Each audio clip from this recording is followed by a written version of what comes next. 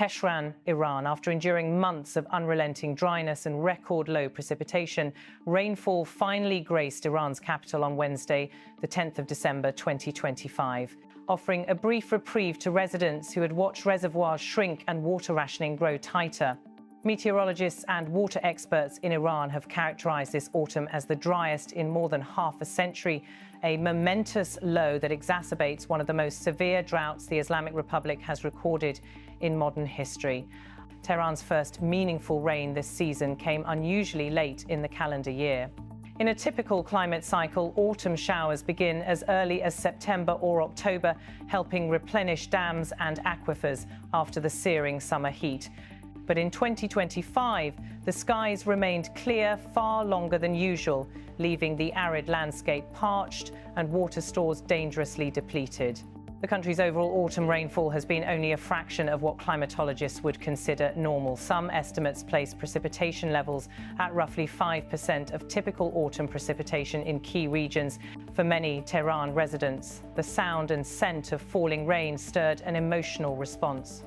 Along downtown streets, commuters shuffled beneath umbrellas, while others paused to take in the cool, lingering droplets. Jafar Syed Esmaili, a longtime resident, captured the mood of many when he said, "I'm very happy. When I stepped outside this morning, I suddenly felt joyful," he said. Another resident, Brian Shad-Doust, echoed that sentiment, reflecting on the hardships of recent months. "Last year, we really suffered from severe water shortages. It was extremely dry. We practically had no water at all. Seeing the rain for the first time this season, we thank God 1,000 times." While these expressions of gratitude are heartfelt, officials and hydrologists alike caution that a single storm or a few showers will not remedy the sprawling water crisis now gripping the nation. Iran's water shortage is systemic and long-standing. A combination of climate change, persistent drought, and inefficient water management has severely stressed the nation's hydrological systems. In and around Tehran, critical reservoirs that once brimmed with water now lie far below capacity. Satellite imagery analysed during the dry months showed many of the region's principal dams, including Latian and Amir Kabir, at less than 10% of their normal storage levels by late 2025. The Alborz mountain range that frames the northern horizon of the capital typically accumulates snowpack in winter, a natural reservoir that slowly releases water as temperatures rise. But this year, that snowpack was unusually light, offering little compensation for months of near-empty skies.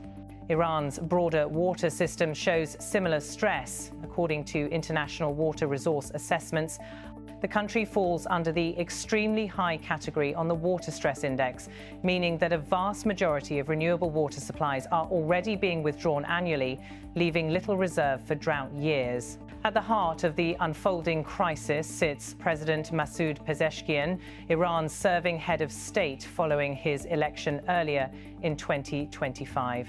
In recent weeks, Pezeshkian has publicly acknowledged the severity of the drought, issuing warnings that have drawn international attention. One of the most stark projections from his administration suggested that without significant rainfall, the central government might need to relocate some administrative functions out of Tehran by the end of December 2025 to conserve water and sustain governance operations. This level of concern reflects how deeply water scarcity has penetrated Iran's domestic conversation, from everyday life to long-term strategic planning. Government billboards in Tehran have urged citizens to conserve water, and service interruptions have been reported for extended periods in some neighborhoods.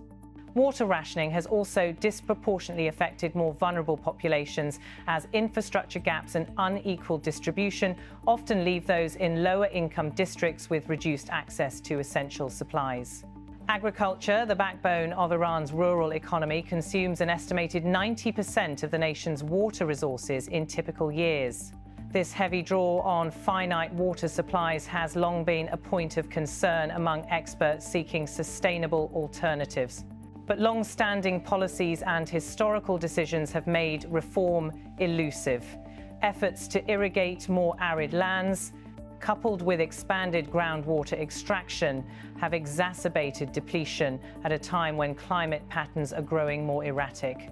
Experts warn that without structural reforms to water allocation, storage and distribution, not to mention shifts in crop patterns and irrigation technology, Iran will continue to face cycles of scarcity and crisis. The World Resources Institute, an international research organization, stresses that Iran's recreational use of water, agricultural practices, and regional climate pressures place it among the most stressed nations globally, with little buffer against variability in precipitation. While internal policy plays a significant role, climate scientists point to global warming as a key amplifier of the current drought. Long-term data show a warming trend across the Middle East, with higher evaporation rates, reduced snowpack in mountain regions, and shifting rain patterns that make dry spells more acute and prolonged. According to a climate analysis by World Weather Attribution, a scientific group that assesses extreme weather events, warming of just 1.3 degrees Celsius above pre-industrial levels increases the frequency and severity of drought conditions like those now affecting Iran. Under this elevated climate baseline, droughts of this intensity could become a once-a-decade occurrence, a dramatic shift from historical patterns where such events were considered rare. The water crisis has wide-ranging implications beyond weather and hydrology. In recent months, localized protests over water shortages have flared in some provinces, reflecting public frustration as agricultural incomes shrink and daily life becomes more difficult. Economic pressures on Iran's broader economy, already strained by international sanctions related to its nuclear program, are further exacerbated by climate-related stressors. These include reduced agricultural output, increased need for infrastructure investment, and potential loss of investor confidence. External political dynamics have also interjected in unusual ways. Israeli Prime Minister Benjamin Netanyahu, who in 2025 was serving his fifth term as Prime Minister of Israel, extended offers of water assistance to Iran, despite long-standing geopolitical tensions, including a 12-day conflict earlier in the year that heightened animosities between the two nations. Such overtures underscore how water scarcity can transcend political boundaries, even between adversaries, when environmental stress reaches critical levels. Iranian authorities have employed a range of measures to cope with the crisis. Beyond public messaging on conservation, the country has expanded cloud seeding efforts, a geoengineering technique aimed at inducing rainfall by introducing chemicals into clouds. These operations have been carried out through aircraft, drones, and ground systems. Yet scientists caution that the effectiveness of cloud seeding is limited and subject to climatic conditions that may not be influenced significantly by human intervention alone. Infrastructure projects to transfer water from distant basins and build new pipelines represent another strategy, but these require substantial financial investment and coordinated planning that could take years to materialize. Despite fleeting moments of rain like Wednesday's, authorities emphasize that Iran still requires months of sustained precipitation to meaningfully restore reservoirs, recharge groundwater, and stabilize agricultural production. For ordinary Iranians, the delayed rainfall was both a blessing and a reminder. It brought relief to a parched city, but also highlighted how fragile the balance of weather, human demand, and infrastructure truly is. Residents shared their delight that rain had finally fallen, yet even their gratitude was tinged with sobering awareness that this moment might be just the beginning of a much longer journey toward water security.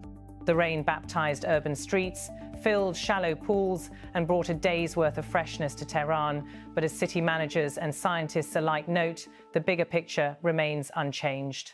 Rain alone won't solve a systemic crisis built over decades and intensified by environmental change. As Iran moves into winter and then spring, historically wetter seasons, the country watches and waits, hopeful that more consistent precipitation will follow, yet keenly aware that real solutions will require innovation, cooperation, and profound shifts in how water is valued and managed across the nation.